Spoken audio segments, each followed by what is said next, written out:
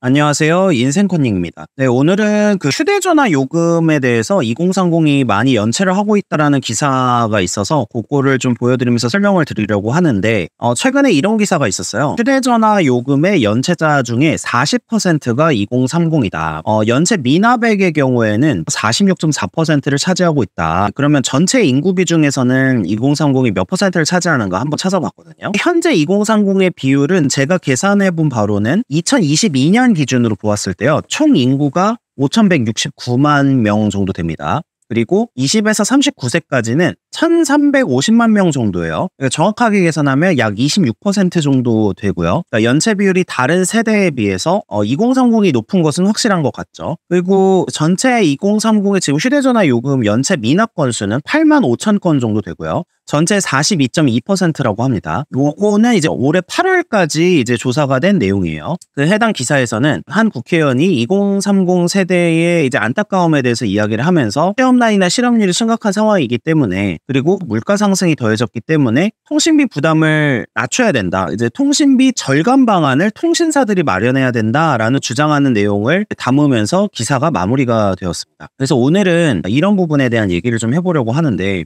사실 자본주의 입장에서 보면은 전혀 납득할 수 없는 주장이긴 해요. 연체자가 많아지니까 오히려 돈을 받아야 되는 기업이 그 값을 내려줘야 된다라고 하는 게 이게 어떤 건지 잘 모르겠어요. 제가 느끼는 거는 요즘에는 세상에 이런 주장이 너무 많다는 거예요. 내가 돈이 없으면 사실 그 서비스를 이용하지 않는 게 당연한 거고, 돈이 있다면 연체나 미납이 아니라 이 돈을 당연히 납부해야 되는 게 정상이죠. 통신을 사용하는 거는 결국에 내가 돈을 지불을 하고 서비스를 이용하겠다고 해서 처음에 계약을 하고 이거를 이제 이행을 한 건데, 그냥 휴대폰 미납자가 늘어나고 있기 때문에 상대방 입장에서는 값을 깎아줘야 된다라고 얘기를 하는 건데, 이거는 결국에는 정당하게 서비스를 제공했지만 돈을 못 받은 사람들이 피해를 감수하라고 하는 주장을 하고 있는 거죠. 그러니까 돈이 없는 사람은 잘못을 해도 돈을 갚지 않아도 되고, 돈이 있는 사람들이 책임을 져야 된다라는 주장이 요즘에는 너무나 팽배한 것 같아요. 그 돈이 없는 사람들이 듣기에는 너무나 달콤한 주장이기는 한데 사실은 이게 말도 안 되는 거죠.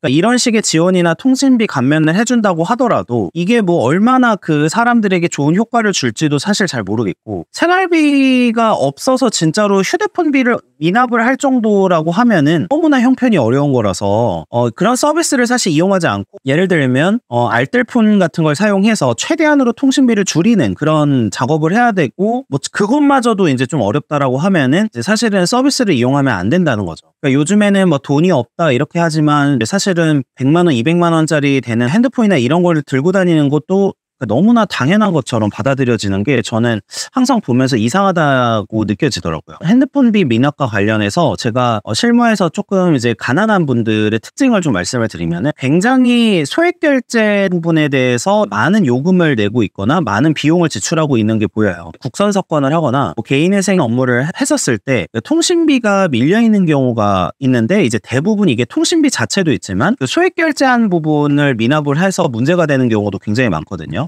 아까도 말씀드렸지만 단순하게 통신 요금만 놓고 보면은 뭐 알뜰폰 등을 사용을 하면은 저렴하게 이용할 수가 있죠. 근데 이런 분들이 핸드폰 요금제도 비싼 것을 쓰고 동시에 많은 소액 결제로 결제를 합니다. 소액 결제로 무엇을 샀고 뭐 무엇에 돈을 썼는지도 본인은 잘 기억을 못해요. 돈을 어디에 썼지 이렇게 생각해 보면은 어디에 쓴지 잘 모르겠는데 실제로 통장에 보면은 돈이 없는 거죠. 그래서 소비 지출 통제에 있어서 내가 돈을 어디에 쓰는지도 모르게 만드는 게 소액 결제 같은 이런 뭐 플랫폼, 최근에는 모모페이 이렇게 붙는 부분도 소비를 하는데 이제 유혹을 하고 유도를 하는 그런 시스템이기 때문에 내가 이제 지출을 통제하고 관리하는 데 있어서 엄청 많은 이제 장애물이 되는 거죠. 기업 입장에서는 돈을 버는 거지만 실제로 나중에 보면은 간단한 커피, 옷, 액세서리, 화장품 결제 뭐 이런 게 굉장히 많은 편이고요. 소액 결제는 워낙에 편리하기 때문에 내가 어디에 쓴 건지도 모르고 요금을 내고 있는 경우가 아주 많다는 거예요.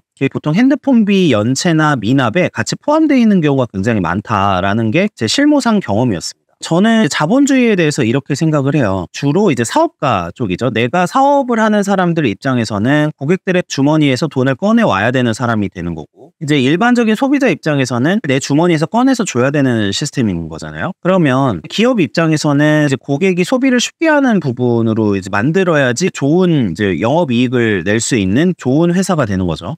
그래서 쉬운 결제나 쉬운 소비를 계속해서 권장을 하고 이제 돈을 버는 게 시스템이죠. 이게 주식 투자를 할 때의 관점으로는 이렇게 해서 시스템을 잘 구축해 놓은 회사들을 투자를 하는 게 참 좋지만, 반대 입장에서 생각을 해보면은 돈을 모으려는 사람에게는 가장 경계해야 할 적이다라는 생각을 많이 하고 있어요.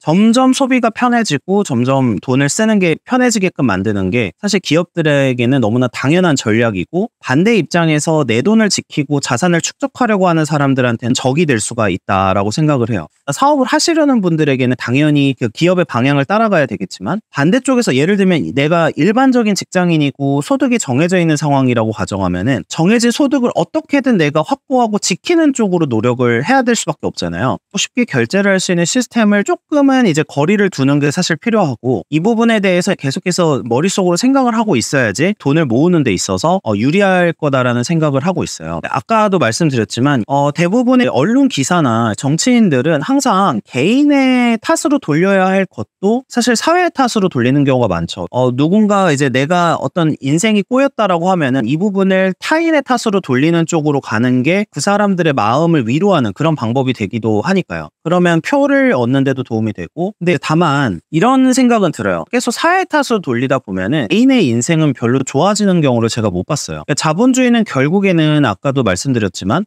돈을 이제 상대방의 주머니에서 꺼내는 사람들이 돼야 되는 거고, 또 반대로 내 주머니에서 돈이 계속해서 나가는 케이스가 되면은 자본주의에서는 실패할 가능성이 높거든요. 제가 이제 그 부와 관련된 책 중에서 좋아하는 책 중에 하나가 이웃집 백만장자라는 책인데, 그 책에서 기본적으로 자수성가한 백만장자가 또 갖춰야 되는 덕목에 대해서 자기를 통제를 할 수 있는 힘을 얘기를 많이 했어요. 자산을 축적하기 위해서 주변의 어떤 유행이나 주변의 어떤 시선이나 이런 것에 좀 자유롭고 영향을 받지 않는 그런 부분에 대해서 많이 강조를 했었고, 부의 추월차선에서도 물론 이 부의 추월차선 저자가 아주 좋은 차를 보고서 내 인생을 바꿔야겠다 라는 대우각성을 했다고 하면서 책이 시작이 되기는 하지만, 불필요한 소비의 유혹에서는 벗어나야 된다라고 얘기를 많이 해요. 그래서 이것을 하지 못하면 개인의 인생은 나락으로 떨어질 수밖에 없다라고 생각을 하고 있고, 그만큼 부에 대해서 이야기를 할 때는 사업 아이템이나 사업의 방법이나 이런 것도 당연히 공부를 해야 되겠지만, 일단 먼저 해야 될 거는 불필요한 지출을 줄이고 불필요한 어떤 채무를 지는 거를 막는 거예요. 회사에서는 뭐 재무팀이 있고 또 사업을 기획하는 기획팀이 있잖아요. 재무팀에서는 비용을 줄이고 여러 가지 경비 통제나 이런 거를 하려고 노력을 하고, 기획팀에서는 우리가 어떤 사업을 해서 어떤 식으로 이득을 벌어들일까를 고민을 하죠. 이거는 회사뿐만 아니라 내 개인적으로도 해야 되는 부분이다. 그래서 10대, 30대 같은 경우에는 자본주의의 본질을 이해를 하고, 그러면 나는 어떻게 해야지 내 돈을 지킬 수 있을까를 계속 고민을 하고, 외부의 어떤 광고나 마케팅, 그리고 쉬운 소비나 쉬운 결제를 이용하게끔 하는 회사들의 방법이나 사업적 마인드를 배워야 될 필요가 있다. 그래야지 돈을 지킬 수 있다. 이렇게 생각을 하고 있습니다. 오늘은 이제 핸드폰비 미납으로 시작을 해서 여러 가지 돈 이야기를 좀 해봤는데, 핸드폰비 미납을 할 정도라면 기본적인 지출 통제가 안 되고 있거나 아예 소득이 없거나 이 둘 중에 하나일 거예요. 20대, 30대의 경우에는 아주 중병에 걸린 케이스가 아니고서는 일을 구할 수 있는 가능성이 좀 더 높죠. 물론 원하는 일자리는 아니더라도 내가 일을 하려고는 할 수는 있으니까 이 부분에 대해서 좀 문제가 있다는 거를 한번 생각을 해볼 수밖에 없는 거고, 쉬운 소비나 쉬운 지출을 하게끔 하는 여러 가지 시스템, 소액결제 같은 시스템에 대해서 한 번쯤은 좀 경계를 할 필요가 있다라고 말씀을 드리고 싶습니다. 네, 시청해주셔서 감사합니다.